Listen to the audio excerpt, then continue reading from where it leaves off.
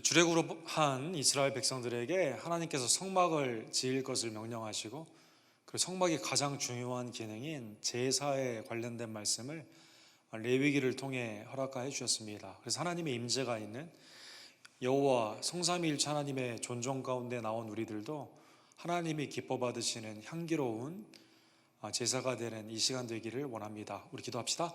사랑과 자비가 풍성하신 하나님 아버지, 오늘도 살아계신 하나님, 나를 위해 죽으시고 부활하신 예수 그리스도의 영생주임을 다시 한번 깨닫고 주님의 존전 안에 우리를 불러주시며 기도와 말씀과 찬양으로 하나님의 구속의 피의 은혜를 받은 성도들이 함께 모여 주께 예배하며 이 시간은 하나님의 영원한 진리의 말씀을 또한 듣게 하심에 진심으로 감사를 드립니다. 우리의 마음을 열어주시고 하나님의 나라를 바라볼 수 있는 영안을 주시며 하나님의 임재 가운데 어떠한 경우에도 뒤로 몰락하지 않고 믿음으로 전진하는 하나님의 성화의 백성의 삶이 될 수 있도록 주님 이 시간 변화의 아름다운 역사 허락하여 주시옵소서.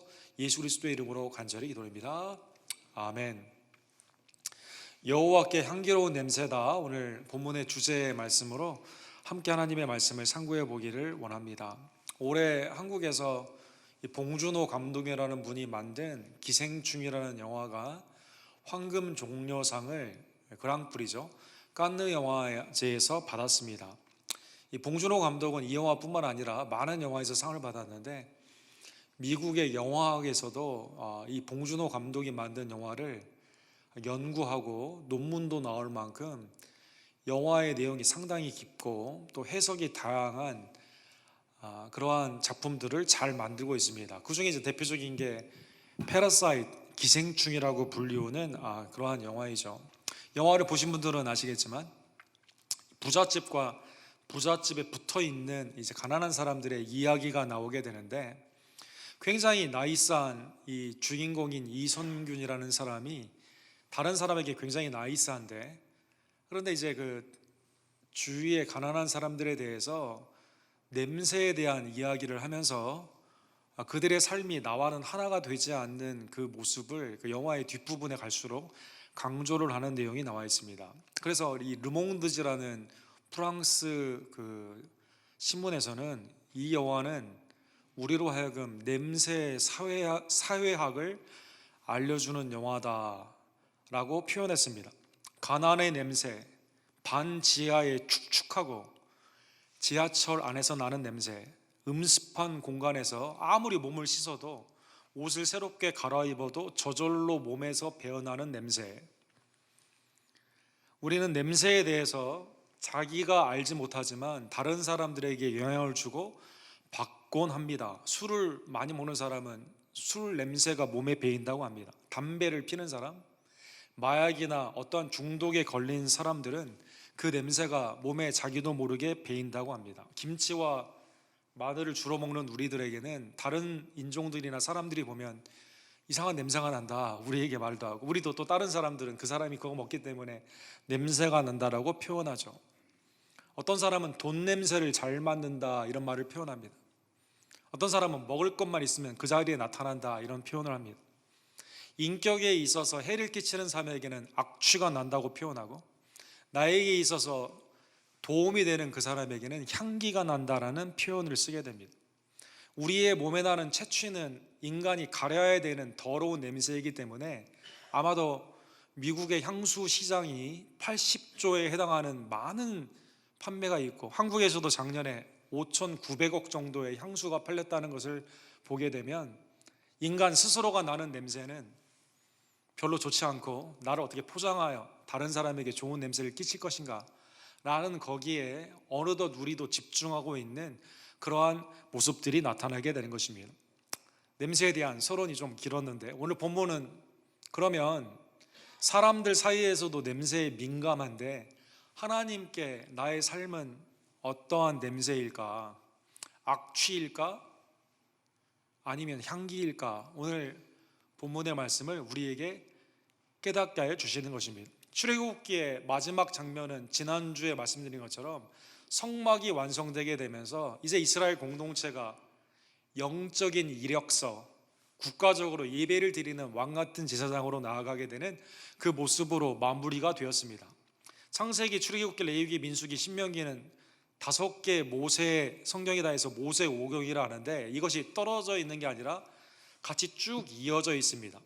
레위기 1장 1절에 보면 여호와께서 회막에서 모세를 부르셨다 이렇게 나와 있습니다. 그래서 히브리어에 처음에 나와 있는 이 단어를 바이크라다라는 단어를 쓰고 있는데 유대인들은 히브리 성경에 이 책을 하나님이 부르신 책이다라고 표현을 합니다. 유대인들의 히브리 말을 헬락 문화권에 있었던 사람들에게 전해주기 위해서 70인 영이다라고 하는 헬라 성경이 있는데 헬라 성경에서는 이것을 레위 사람들이 하는 예배에 관련된 책이다라고 해서 레위기다라고 표현을 했습니다. 그리고 이 모든 것들을 아이들에게 쉽게 가르치고자 했던 탈무드에서는 Law of Priest, 제사장들의 법이다라고 이 책을 말하여 주신 것이죠. 공통점이 있습니다. 하나님이 불러 제사장을 통해 명령함으로 말미암아 예배 가운데 어떻게 이 법을 지키며 살 것인가, 레위기의 주제가 바로 예배에 관련된 법안이다라는 것입니다. 오늘 보면 2절에 보면 그러한 의미에서 주님의 성소로 나오는 자는 하나님의 구속의 은혜에 감사하기 때문에 예물을 가지고 나오게 됩니다. 또 하나님의 구속의 은총을 받았음에도 불구하고 죄 가운데 있는 그러한 삶으로 죄 사함을 받고 하나님께 나아가기 위해서 예물을 가지고 오라라고 말씀하여 주신 것이죠. 너희 중에 누구든지 여호와께 예물을 드리려거든. 사실 한국말은 if 조건문으로 된 것 같지만 원래 원어상으로 보게 되면 때라는 뜻입니다. 예물을 가지고 올 때에는 가축 중에서 소나 양으로 예물을 드릴지니라 이렇게 말씀하셨습니다. 하나님께 드리는 짐승의 예배는 사실은 창세기 4장 4절에 처음 나와 있죠. 하나님께서 아담과 하와에게 생육하고 번성하는 은혜를 주셨을 때 첫째 가인, 둘째 아벨 이를 주게 되었을 때 가인과 아벨이 하나님께 동시에 예배를 드리죠. 그러나 하나님께서는 가인과 가인의 예배는 받지 아니하시고 아벨은 자기도 양의 첫 새끼와 그 기름으로 드렸더니 여호와께서 아벨과 그의 제물은 받으셨다 이렇게 나와 있는 것이죠. 즉 가인이 드렸던 제물은 가인과 제물이 분리된 게 아니라 하나가 되기 때문에 가인의 삶 가운데 행악함 가운데 있던 가인의 삶을 받지 않으셨기 때문에 제물을 받지 않으셨고, 아벨과 아벨의 제물은 동일성 가운데 아벨의 삶을 받으셨기 때문에 하나님께서 그 예물을 받아주신 것입니다. 주님 앞에 나오는 우리의 삶은 무엇을 가지고 오든지 간에 우리의 삶을 표현하는 내가 그것이다라는 동일성 가운데 하나님이 이건 받고 이건 안 받는 게 아니라 나와 나의 재물, 즉 나와 나의 삶을 동시에 하나님께서 연락하여 주시게 되는 것입니다.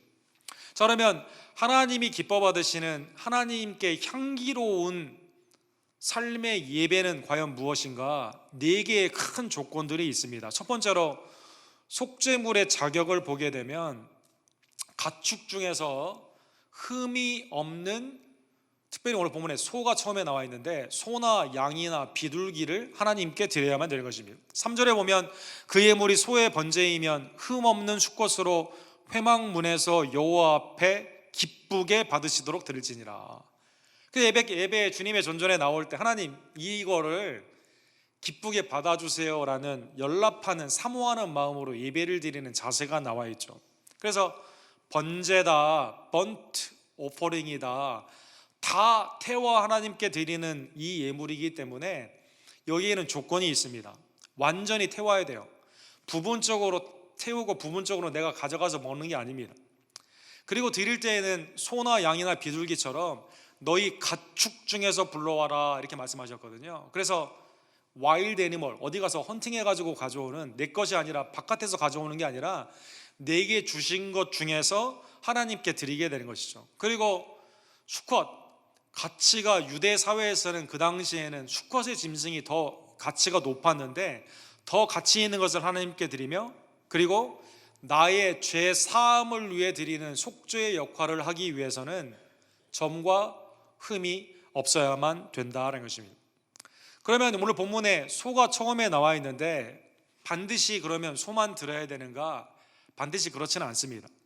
하나님께서는 이스라엘 백성들에게 경제적으로 허락도 되지 않았는데 무리하게 소만 드리라고 해가지고 경제적으로 압박을 주려는 게 아니라 형편과 처지를 고려하여 소를 드릴 수 있는 사람, 양을 드릴 수 있는 사람, 아니면 염소나 비둘기를 드릴 수 있는 사람들에게 경제적인 배려를 통해, 그러나 내게 주신 은혜를 깨닫고 내 것을 하나님께 드리도록 하게 된 것입니다. 레위기 5장 7절에 보면 만일 그의 힘이 어린 양을 바치는 데 미치지 못하면 그가 지은 죄를 속죄하기 위하여 산비둘기나 2마리나 집비둘기 새끼 2마리를 여호와께 가져가되 하나는 속죄 제물로 삼고 하나는 번제물로 삼으라. 힘이 미치지 못할 때는 소, 양, 아니면 때로는 염소, 아니면 그 동물 가운데 힘이 어려울 정도로 경제적으로 어려울 경우에는 당시의 유대 사이에 매우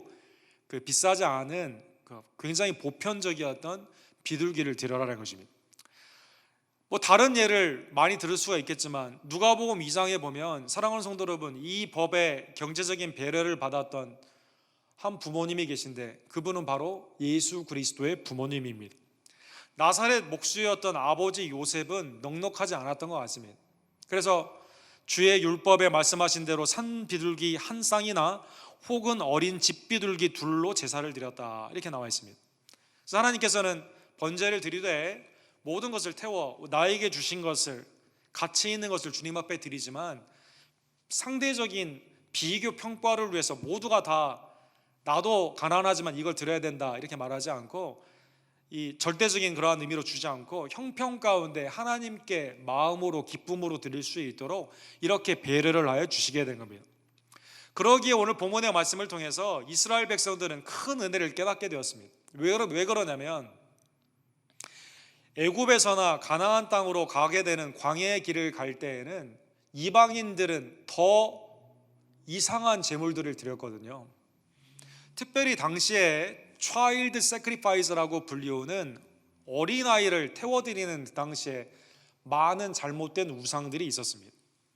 바로에게 있어서도 처녀를 드리는 이집트의 이상한 풍습이 있었습니다. 여러분, 우리나라도 신봉사가 눈을 뜨기 위해서 심청이가 결혼도 하지 않은 상태에서 임당수인가요? 거기에 빠지지 않습니까? 나의 죄를 속하기 위해서는 어린아이나 여자를 드려야 된다는 생각 가운데 자기 희생 없이 그러한 사람들을 갖다가 죽이는 일들이 굉장히 많이 있었습니다. 근데 하나님은 그러한 예배를 기뻐받지 않으십니다. 레위기 18장 21절에 보면 너는 결단코, 이렇게 되어 있어요. 결단코 자녀를 몰래에게 주어 불로 통과하게 함으로 내 하나님의 이름을 욕되게 하지 말라. 나는 여호와니라. 사실 이 명령은 이스라엘의 역사 가운데 면면이 흐르게 되는데, 남유다의 므낫세라는 왕이요, 자기의 아들을 불 가운데로 번제물로 드림으로 말미암아 완전히 남유다가 망하게 되는 최저점을 찍는 영적인 실수를 범하는 장면이 나와 있습니다. 그래서 하나님이 기뻐하지 않는 제사는 이방인들을 흉내내서 드리는, 이게 최고의 가치다라고 해서 이방인을 흉내내는 것은 기뻐하지 않는다는 것입니다. 그게 아무리 사람이고 그게 아무리 높은 가치다 하더라도 하나님은 기뻐하지 않는다. 두 번째로 하나님이 기뻐하지 않는 제물은요, 내게 있지만 내가 그걸 드리지 않는 그것도 기뻐받지 않으십니다. 두 가지의 상관관계죠. 여러분 깊이 생각해 보시길 바랍니다. 말라기에 보면 페르시아의 총독 안에 있었던 이스라엘 백성들이 정치적인 일 가운데는 온갖 것을 다 퍼줍니다. 그런데 하나님께는 눈 멀고 다리 절고 점과 흠이 많은 것들을 갖다 던져주고 예배를 드리지 않은 거예요.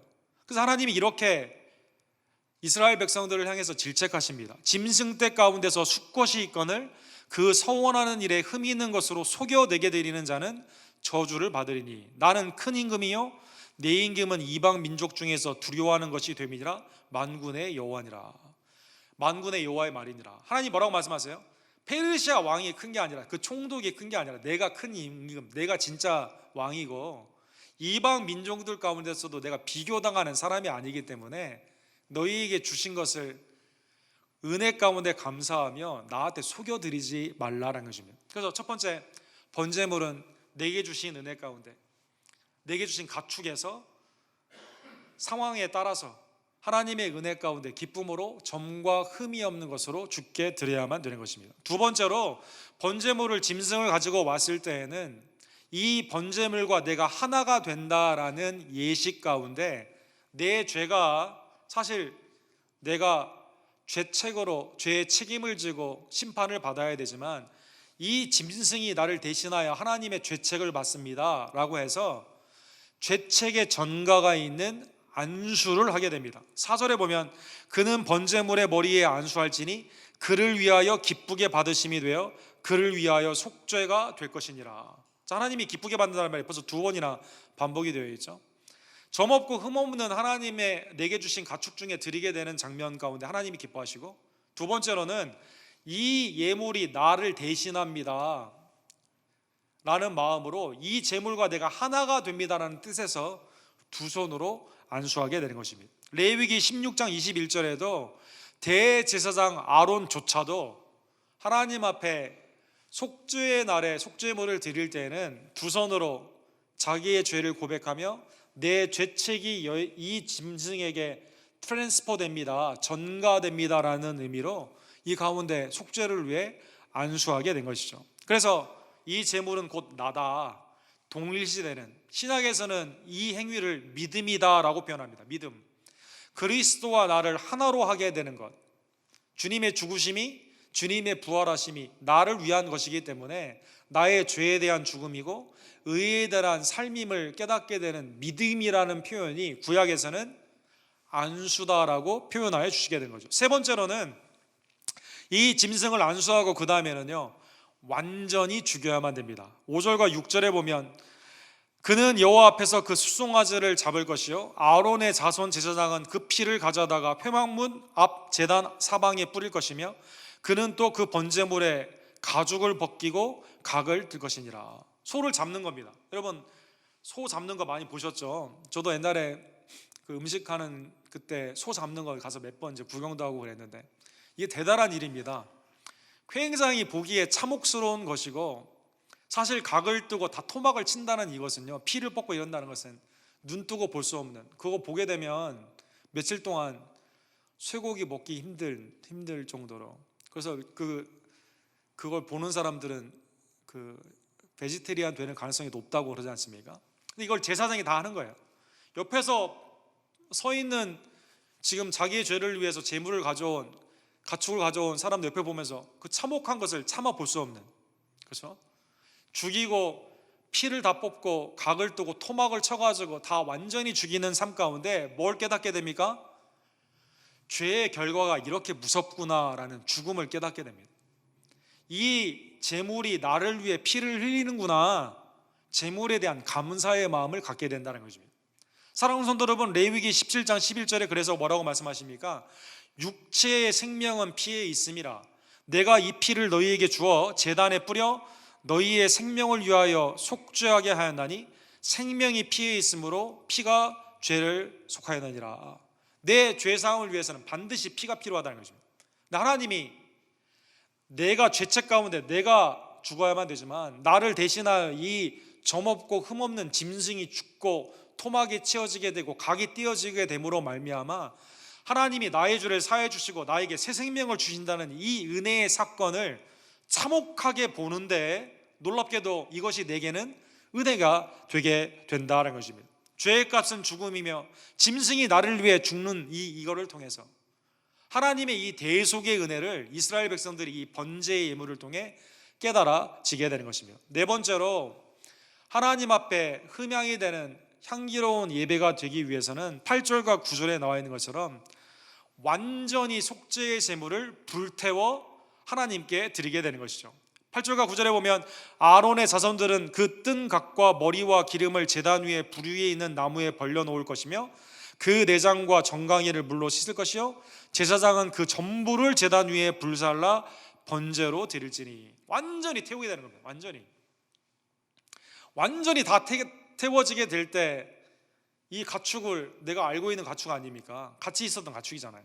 내 대신에 완전히 태워 연기로 올라가는 그것을 통해서 야, 이 죽음만이 나에게 생명을 주는구나. 옆에서 모든 보는 예물을 가져온 분뿐만 아니라 제사장과 주위에 있는 모든 사람들이 이 긴 예배의 삶을 통해서 깊이 깨닫게 된다는 것입니다. 사랑하는 성도 여러분, 본문에 나오는 옆에 있는 아까 그림에도 나왔는데 그 불은 영원히 하나님 앞에 있는 불입니다. 그런데 그 불은 성경에 나와 있는 것처럼, 물론 성경에 하나님의 영광의 불기둥과 구름기둥이라고 우리 지난주에 본 것처럼, 또 성령을 의미하는 성령이 불처럼 오순절에 임하게 되었잖아요. 좋은 뜻도 있지만 여기에서는 죄의 값으로 해당하는 사망을 완전히 표현하게 되는 꺼지지 않는 불이다라는 것입니다. 즉 이 불은 예수님이 친히 복음서에서 4번이나 말씀하시고 야고보 사도도 말한 것처럼 지옥의 불을 의미한다는 것입니다. 예를 들어 마가복음 9장 43절에 보면 이렇게 나와 있습니다. 만일 내 손이 너를 범죄하게 하거든 찍어버리라. 장애인으로 영생에 들어가는 것이 두 손을 가지고 지옥 곧 꺼지지 않는 불에 들어가는 것보다 나으니라. 자, 두 개가 대비되어 있죠. 하나는 영생이에요. 하나는 지옥에 꺼지지 않는 불이다라는 것입니다. 인간이 가는 두 곳이 정해져 있는데 이 두 곳을 극단적으로 예수님이 표현할 때 지옥은 꺼지지 않는 불이다라는 것입니다. 마태복음 5장 18장에도 동일한 말씀이 나와 있습니다. 네 눈이 만약에 범죄하면 눈을 빼버리고 장애인으로 영생을 취하는 것, 천국에 가는 게 온전한 몸으로 지옥의 불, 꺼지지 않는 불에 가지는 것보다 낫다는 것입니다. 야고보 사도도 3장 6절에 보면 사르는 것이 있는데 수레바퀴처럼 불사르게 되는 꺼지지 않은 그 불은 지옥불이다 이렇게 표현하고 있습니다. 그래서 속죄의 이 번제물이 하나님의 은혜 가운데 완전히 나를 위해 고통까지 당함으로 말미암아 단순한 죽음이 아니라 불 가운데 완전히 태워줌으로 말미암아 죄사함의 은혜를 받게 되는 것입니다. 사랑하는 성도 여러분, 그런데 오늘 본문 9절에 이 모든 과정이 이는 화제라 여호와께 향기로운 냄새니라 이렇게 표현했습니다. 우리 바베큐나 우리 텍사스 바베큐나 우리 또 갈비 같은 거 굽게 되면 처음에 고기를 굽지 않습니까? 그러면 냄새가 굉장히 좋아요. 그렇죠? 그리고 이제 그 냄새 가운데 빨리 먹기를 원합니다. 그러나 여러분 잘 생각해 보시면 조금 타기 시작하면 냄새가 별로 향기로운 냄새가 아니에요. 그렇죠? 다 타게 되면 이거는 내 몸에 이 탄내가 벨까봐 오히려 집 버린다라고 표현하고 막 그러지 않습니까? 이 빨리 끄라고 버리라고 이렇게 표현하지 않습니까? 근데 놀랍게도 다 태워지게 되는 이 번제가 하나님이 스윗 아로마, 하나님이 기뻐하시는 향기로운 냄새다라는 것입니다. 왜 향기로운 냄새예요, 사랑하는 성도 여러분? 탄내는 누구나 다 싫어하는 건데 죄의 완전한 소멸이 있는 이 냄새 가운데 여러분과 제가 새 생명의 은혜로 하나님의 죄의 심판이 끝나고 새 생명의 은혜 가운데 이제는 주님을 위해 살으라는 놀라운 은혜의 사건이기 때문에 하나님께 향기로운 예배가 되게 되는 것입니다. 사랑하는 성도 여러분, 창세기 8장에 보면 인류의 생각이 계획하고 행하고 모든 말 가운데 악하게 되었을 때 하나님이 물로 심판하시죠. 노아와 그의 세 아들들과 세 며느리 포함하여 노아의 아내까지 8명만 방주 안에 들어가 구원을 받게 됩니다. 그런데 노아가 창세기 8장 20절과 21절에 보면 방주에서 나와요. 그리고 하나님께 번제를 드립니다. 정결한 짐승으로 번제를 드립니다. 다 태워드린 거예요. 그런데 거기 본문에 보면 모든 정결한 짐승과 모든 정결한 새 중에서 제물을 취하여 번제물로 제단에 드렸더니 여호와께서 그 향기를 받으시고, 아니 다 태우는데 주님은 그걸 기뻐하신다니까요. 탔는데 완전히 다 타는데 왜 그러면 죄의 소멸이거든요. 그리고 새 생명의 노아를 통한 새 언약의 백성의 시작이기 때문에 여호와께서 그 향기를 받으시고 그 중심에 이르시되 내가 다시는 사람으로 말미암아 땅을 저주하지 아니하니, 하나님이 기뻐하시면서 노아와 그의 자녀를 축복하는 새 역사를 일으키는 사건으로 나아가게 된 것입니다.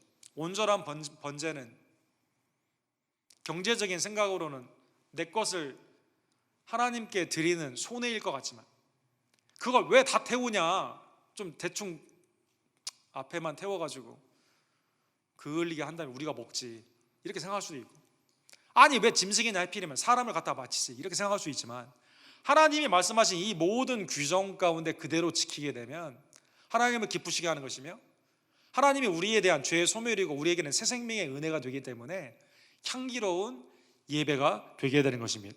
사랑하는 성도 여러분, 오늘 예배를 드리러 나오셨는데 짐승을 가지고 나오셨는지요? 집에 있는 소나 양이나 아니면 비둘기가 있으면 그걸 가지고 나왔어야만 되는데, 구약 시대라면 아마 가지고 나와야만 되겠죠. 그런데 오늘 다 우리 가져온 분은 제가 알기로는 아무도 없는 것 같습니다.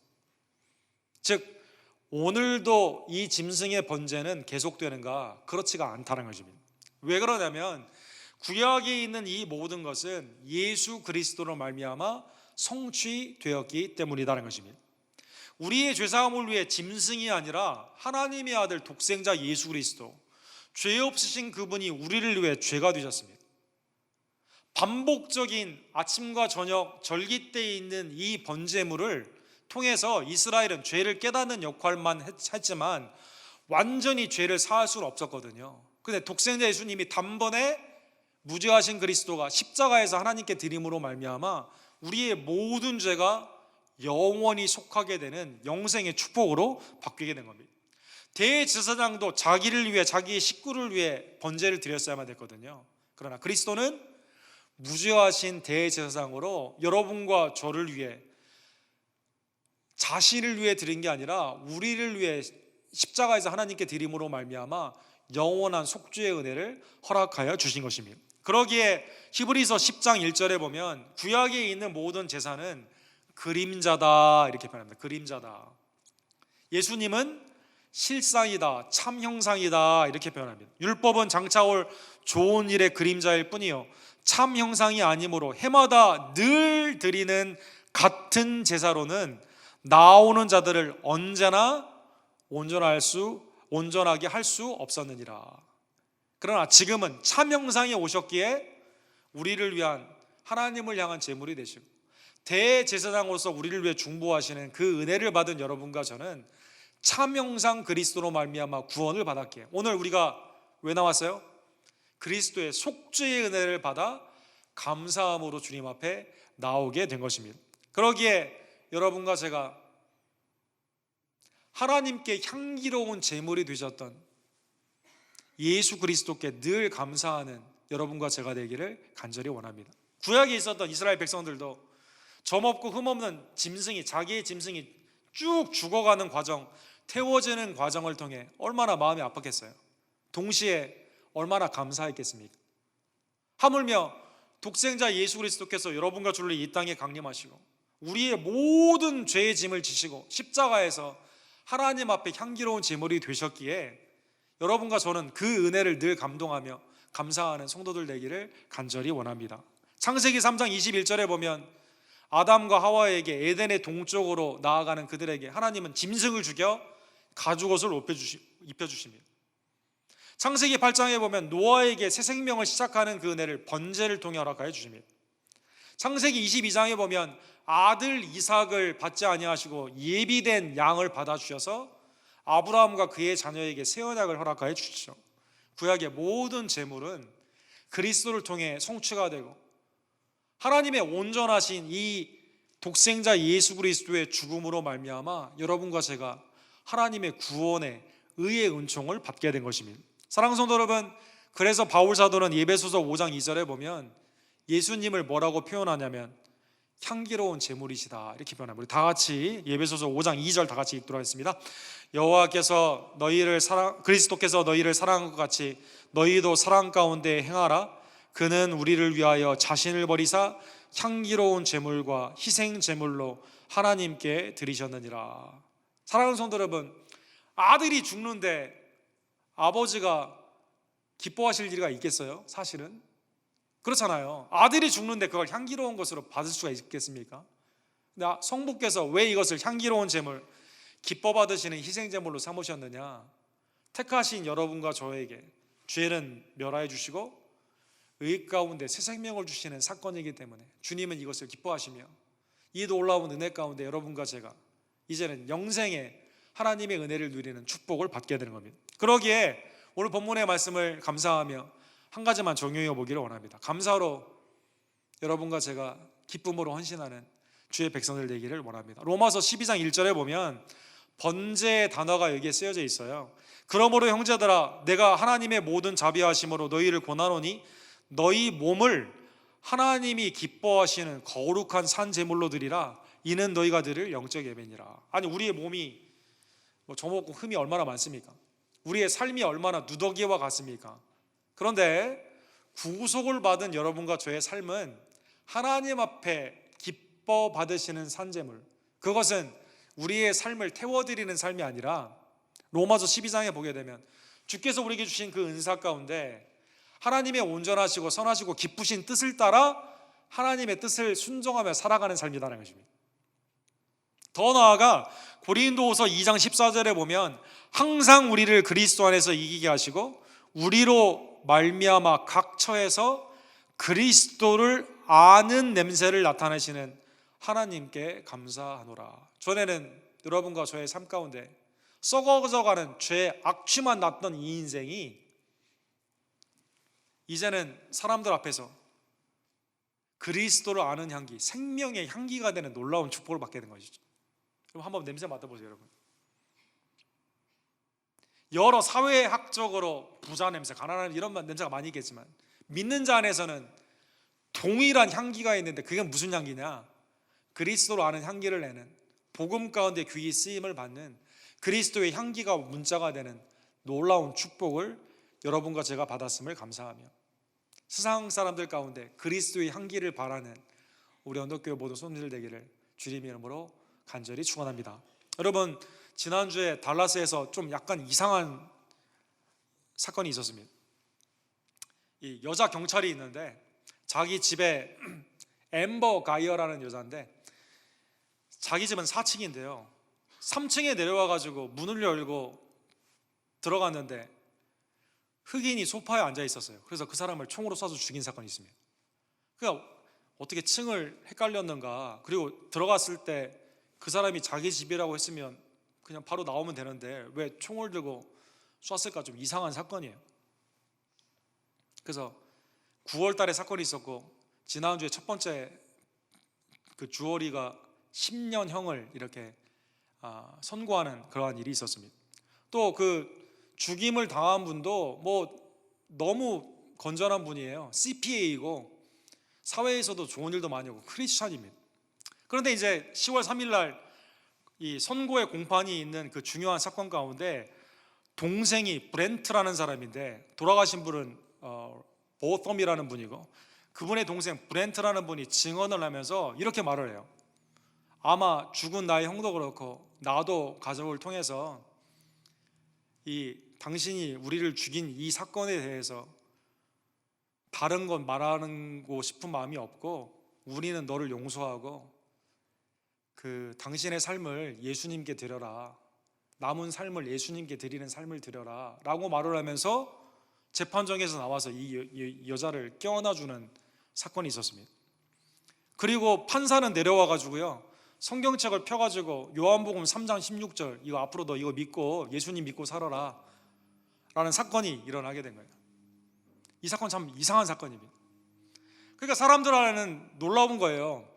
아니 억울하게 죽은 사람 생각하면 징역 10년이 뭐냐고, 무기징역이나 살인으로 해야 된다고 그렇게 말하는 사람도 있고, 증인도 총을 맞아 죽는 이러한 일 가운데 이거 사회 정의를 통해 더 극대화시켜야 된다 말하는 사람도 있는데 정작 동생은 용서한다고 그러고 판사는 성경책을 주면서 하나님의 놀라운 용서를 그리스도께 나아가는 사건을 통해 많은 사람이 충격을 받은 겁니다.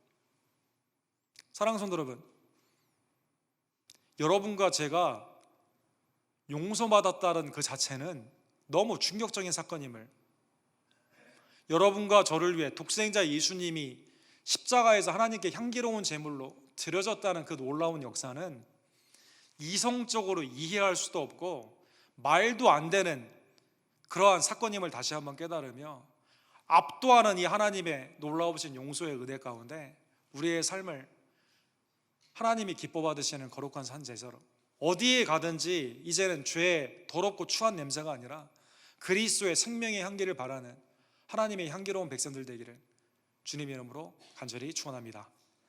사랑과 자비가 풍성하신 하나님 아버지, 주님 이 시간 우리의 삶이 어떻게 구원을 받았는지 구약의 번제의 제사를 통해 신약의 십자가의 은혜를 통해 깨닫게 해주심에 진심으로 감사를 드립니다. 이성적으로 계산할 수 없는 이 하나님의 은혜 앞에, 이 압도하는 용서의 은총 앞에 나의 삶을 뒤돌아보며 예수 그리스도의 공로인 십자가와 부활에 감사하며 기뻐하고, 이제는 더럽고 추한 썩어져가는 냄새가 아닌 사람을 살리는 복음 가운데 생명의 향기, 예수 그리스도의 복음의 향기를 바라는 우리 언덕교회 모든 지체들 될 수 있도록 주여 역사하여 주시옵소서.